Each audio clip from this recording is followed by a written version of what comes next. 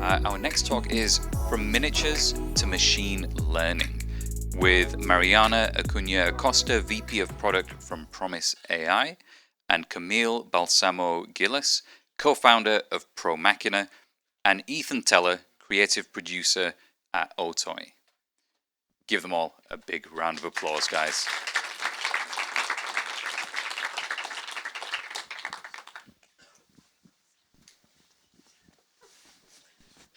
Thank you. Hi, everybody.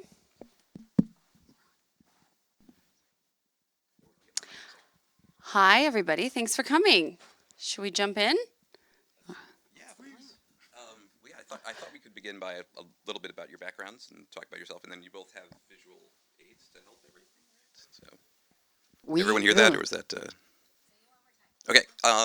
Since you both, can explain a little bit about yourselves, and we have some visual aids to sort of help everything queued up to sort of talk about what you do and how long you've been doing what you do. Camille, please. I'm Camille Balsamo Gillis. I am one of the founders of Machina, which is a practical special effects production company. And we also focus on building miniatures in the physical space. So I think a lot of what you'll be hearing over the course of these 2 days is very digital, and I'm the opposite of that. What myself and my group do is all handcrafted, handmade, in camera. And that's what we call a practical effect. So we make our own independent films in-house that heavily feature practical effects, and we also work on big, exciting studio projects, providing miniatures. Our sister company, Studio Gillis, we can roll my first clip, in fact, without sound, please, because I didn't edit the sound together. But this, I wanted to put together a little bit of a reel of what practical effects are for those of you who aren't familiar, and a lot of these are examples from Ian Hunter, who is our partner on the miniature side, and our miniatures that we've done ourselves, as well as Studio Gillis, which is our sister company run by Alec Gillis, who is a Oscar-nominated creature effects special makeup artist. So everything you're seeing here was done in camera. I'm sure there have been some digital enhancements, but primarily everything is in camera. That's a miniature. What you saw before, we have special makeups. This is an animatronic creature. We have, special effects, pyrotechnics, that would all be considered practical effects too. But what we do are mainly creature effects. This is a dry for wet, all in camera. And we believe that, this is another miniature, and we just believe that what we do brings texture and realism and a level of tactility to projects that that is hard to replicate outside the real world, the physical space. So that's a little bit about me and my group and what we do. That is awesome, by the way. Yes. I'm Mariana Acuna Acosta, and I work as VP of Product at Promise Advanced Imagination, and I oversee Muse, our operating system for the studio. I oversee R&D, pipeline, and technology. And at Promise, we have gathered the most, creative talent, a lot of them coming from traditional filmmaking, for Gen AI directors, creating our own IP, as well as having the Generation company, which is our visual effects and shots company, which is very, Gen AI forward, as well as combining hybrid, traditional workflows, virtual production, whatever is needed to get the job done. And Curious Refuge, the biggest AI filmmaking school online. And yeah, we can play the video that we have. It's some work that we've done for a TV network, and that's mine. That's not AI. That's real. That is not it. And we do need sound if possible, please. But that's not it. We'll come back to this really awesome miniatures montage. Alex, that's still not it. We're looking for the promise. It started with, yeah. We went through this. Okay, so this is Fantastic Four.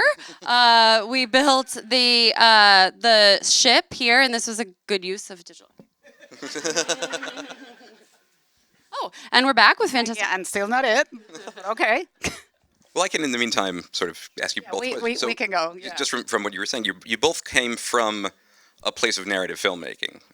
That's where you both started with, like, storytelling, which is a very broad definition of things, but you do things that are both very sort of specific within the filmmaking genre. And sort of, what was it that drew you both to these specific sort of facets of the technologies?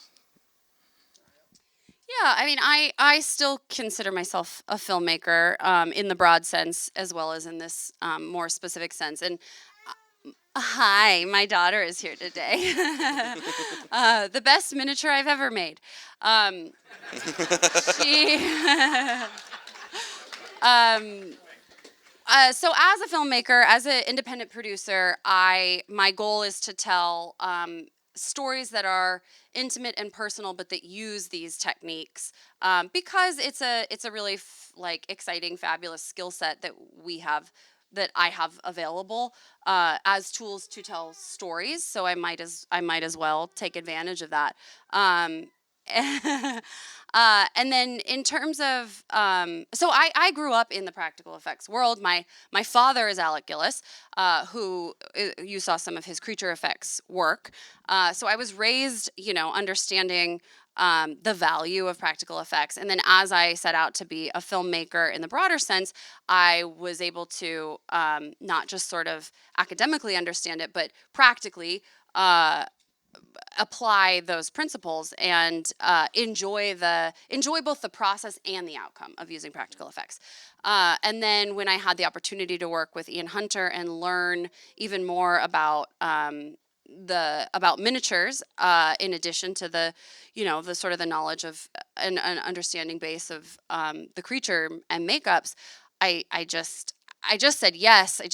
I want to learn more about this because that's kind of, I think when you're in an industry like this, the best thing you can do is say yes as often as possible to opportunities, to learning more. And so that's how I got started with Ian, and then I was just able to immerse myself in that and see how it's another facet of practical effects that is another tool in the tool belt for the directors who are privileged enough to get to use those tools. And on my end, I started, working on set. I started as a production assistant, as a PA, and so on set you really learn, like lighting, cameras, and really how to work in a team and working with special effects, working with, the pyrotechnics, working with all the different teams. So I think, those skills are really valuable and universal. But then I was in the movie Troy working with Brad Pitt and Eric Bana. They started to use me as a visual effects reference. And of course, on set, you're always, kind of bounded by, budgets and the weather and physics and timelines and all of that.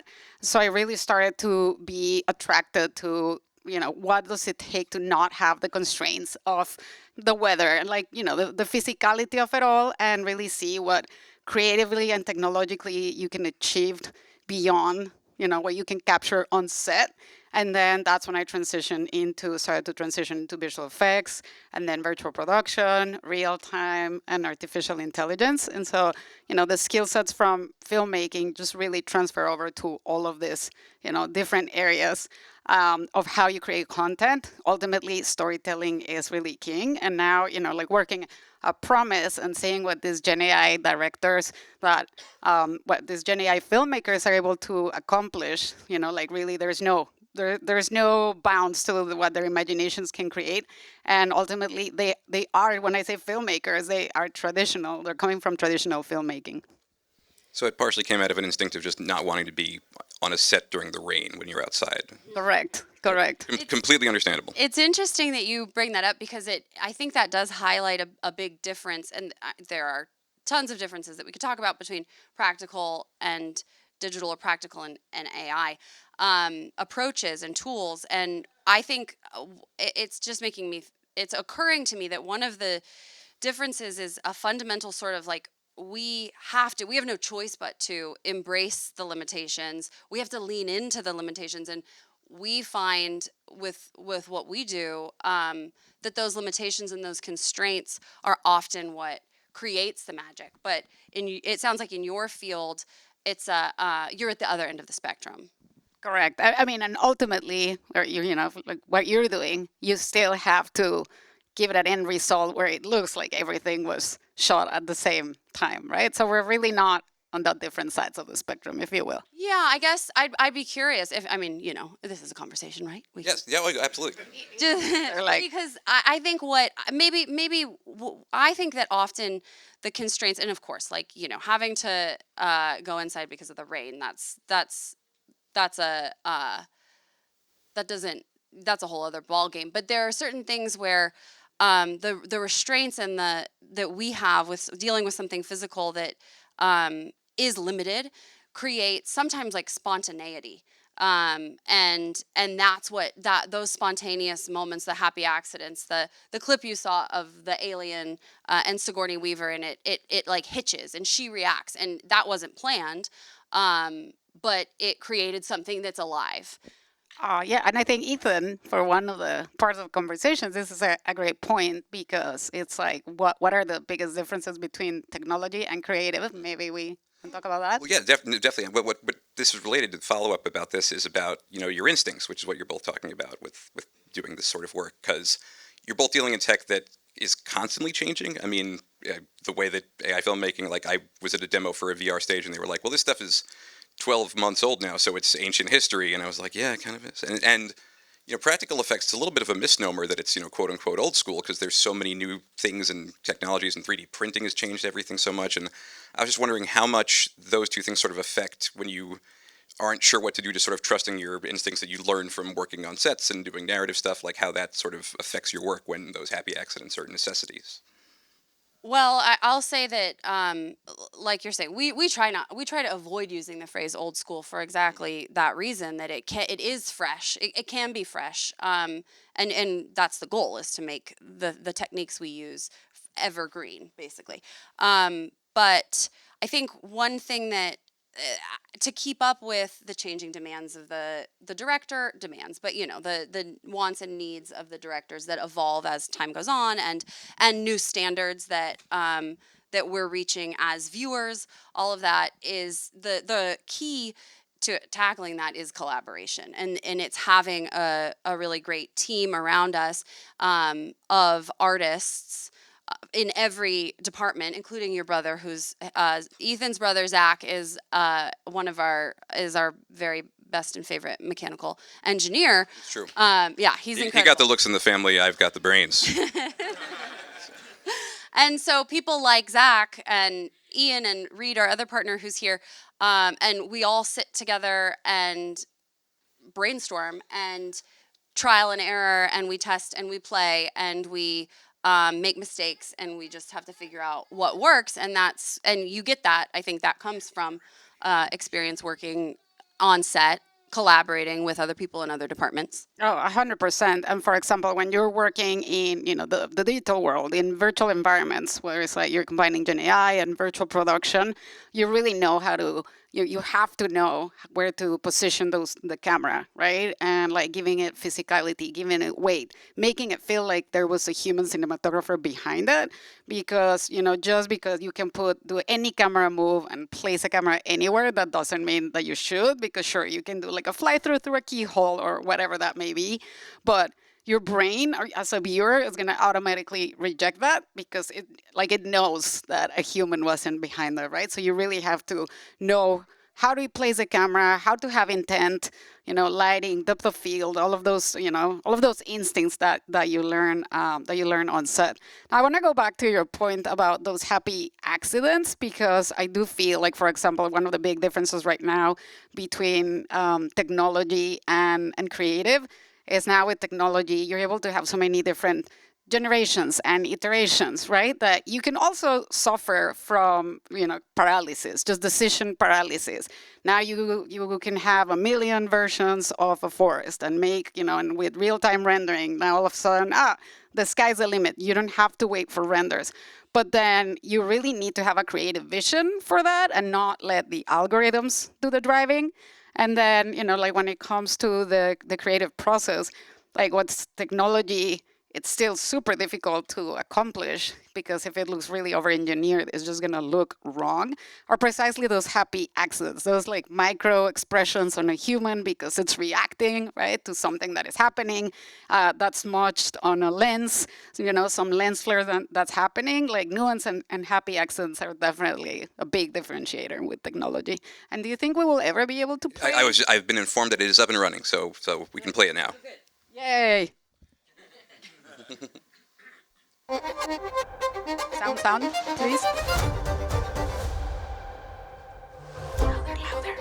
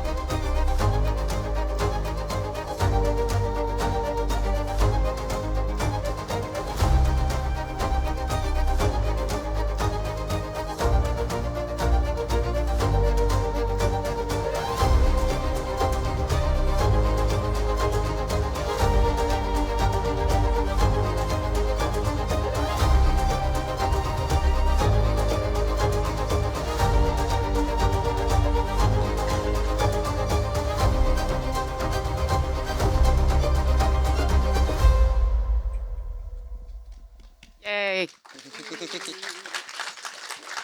We did it. Yay. Yes. So related to this, like, are there any elements of your current technologies that you're working with that you feel are sort of ahead of audiences at the moment? And are there any that you feel are behind? Like something like there's tech that you guys are working on, I wish people use this more, or stuff that you think that audiences are sort of yearning for that you could sort of break through and try to work on and sort of make something more interesting?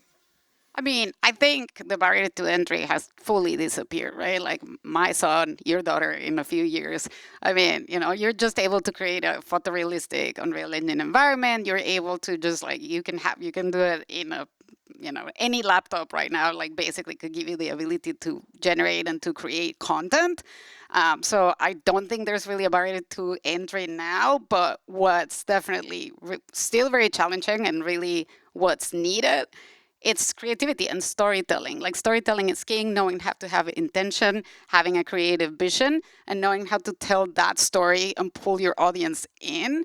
I mean, that's probably what's needed the most, regardless if you're doing, because I still like, I love stop motion, for example, and I love doing like little experiments with my son, and we do use miniatures and stop motion and all these things, and then of course you can enhance it with AI, you can enhance it however you want. So again, there's no barrier to entry, but are you going to be able to sell your story? Like, do you want to just create crap content, or we have more content than ever before, but is it good? And how much of that percentage is really good and will survive the test of time, right?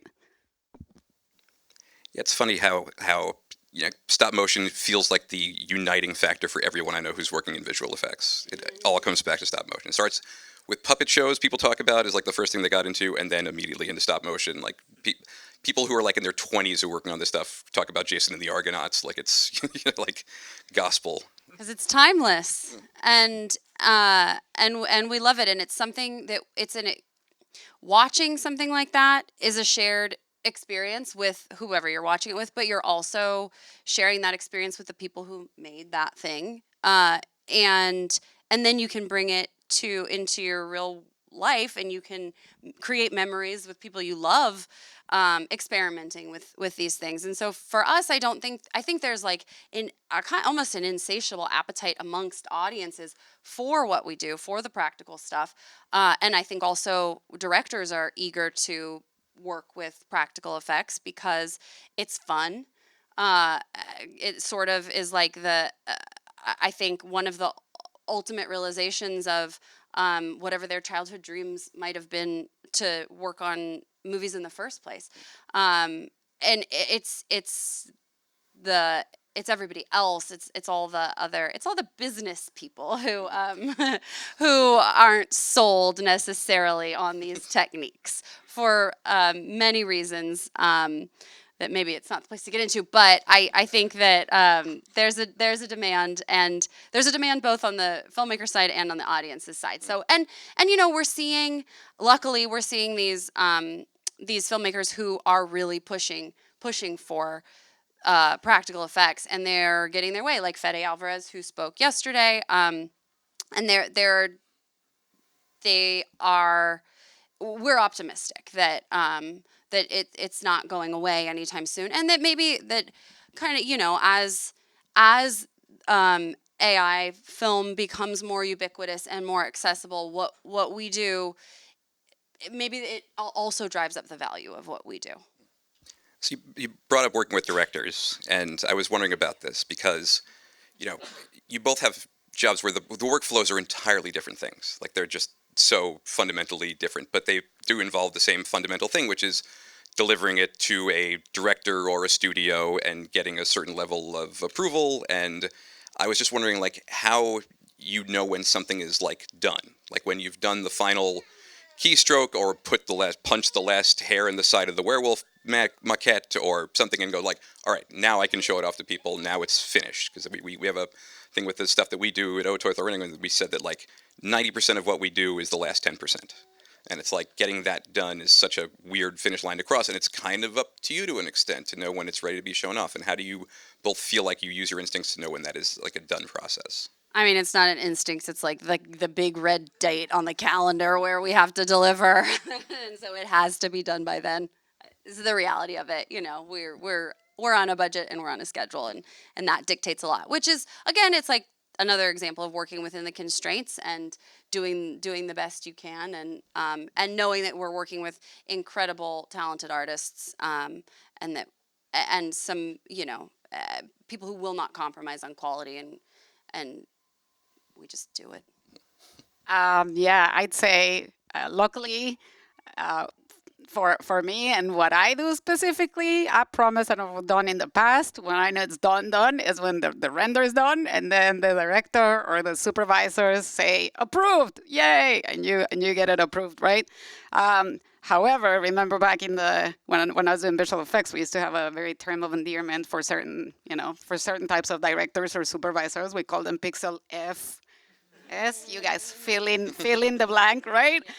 So if it weren't because of time and budget constraints, I mean, unfortunately, you could be doing iteration after iteration after iteration, and that can happen also with Gen AI, right? Until like really a creative, a director, a supervisor says, has a very clear intent and very clear vision and storytelling. I mean, you can just keep iterating until the end of time. Luckily, you have to pay for compute and all of those things, so you can't iterate until the end of time.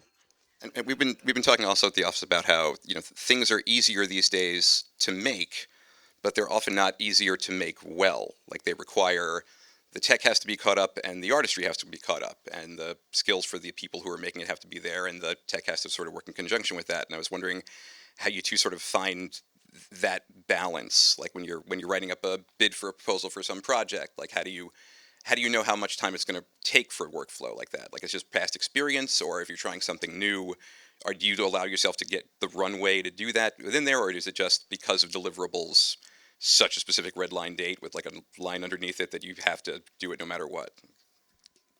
Well, I think your question is very different parts to it, because when you're testing out a workflow, you might be testing out new technologies, and you need to do R&D for that. And to do R&D for that, you have to know how long it's going to take either, to code, to generate, to use agentic workflows for it, and then you have to be able to, yes, with experience, just like when you're working on set, if you're doing a VFX breakdown, you have to know how long a shot's gonna take. You can't just make numbers like that or anything like that. So it really depends. Are you doing something new? Because if it's a new workflow, you gotta test the technology, or you gotta do some tests. Like I'm sure Camille can speak to this as well.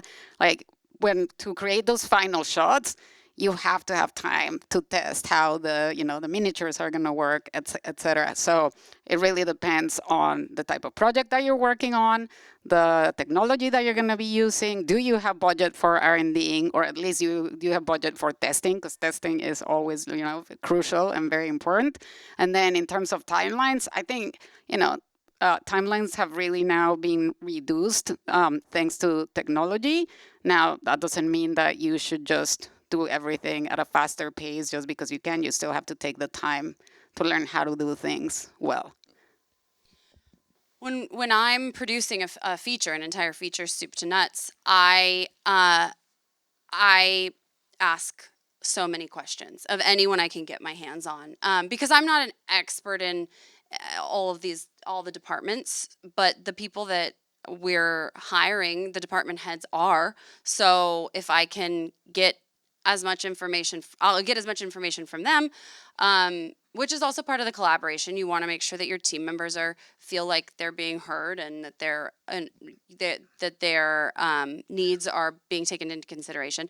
And then beyond that, and this is again from like the whole feature film point of view. I just like bang down doors, and if I don't know something, I try not to have an ego, and I use my best, like, I just don't know. I've never done this before. Maybe you could give me advice. And I get a lot of really good information, and people are nice, and people want to help. And so that's sort of like and that's coming from an indie background, and just having to bootstrap things, which isn't so much the case on the miniature side at all. But when you're building something from the ground up, you have no choice but to put your ego aside and grovel for information, at least, if not favors. Favors are even better.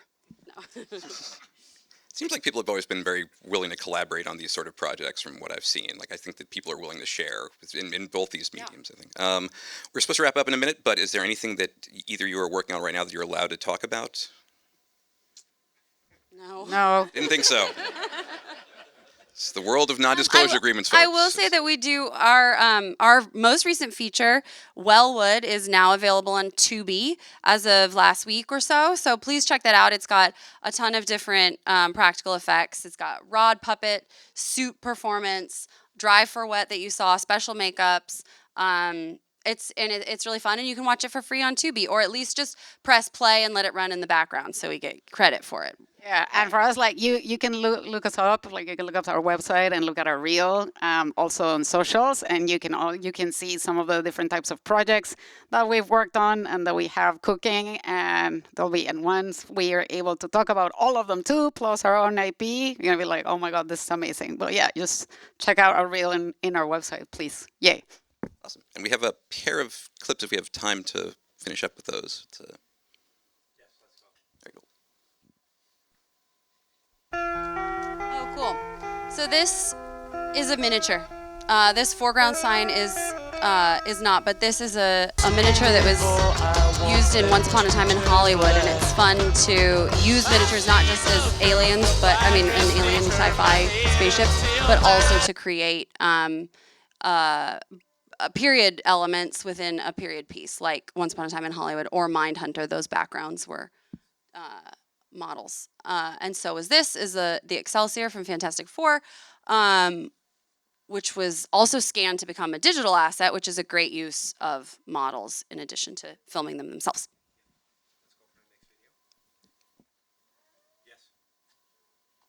Oh, this is more of us. This is just a quick fun time lapse building the ships for Alien Romulus, which is Fede's film. Fede, who spoke yesterday. These are we ended up shooting this one on a stage, and also it was scanned to become a digital model. And it features very heavily in the film, which is exciting. It's a character itself, so fun to make it real, just like the actors were. And to wrap this up, Camille also was responsible in her company for the Vidra model restoration, which is out in the lobby there. So I can't take any credit. That's all Ian Hunter. Ian Hunter, the maestro, did that, and you'll see him here also. This was a filming of the Romulus in front of a volume, and it was, you could see that see the kiddie pool right there. That's how sort of scrappy we were on this shoot with Hudson sprayers to create that atmosphere and rain fall or going through clouds as it's taking off from the planet. And we had 12 of these shots or so made it into the film. It has practical lights by our in-house lighting expert Sarah Villarreal. You see a combination of, it's got that kit bashed feel, even though it was made, the inside was made from plywood like you saw. So we're really using just the most simple of ingredients. No. there's a reason for the phrase "smoke and mirrors." Yeah, well, thank you both so much. Very for cool. coming. Thank you, Mariana. Thank you, Mariana. Thank you, Camille. Thank you. And thank you, Ethan. Yeah, that was amazing.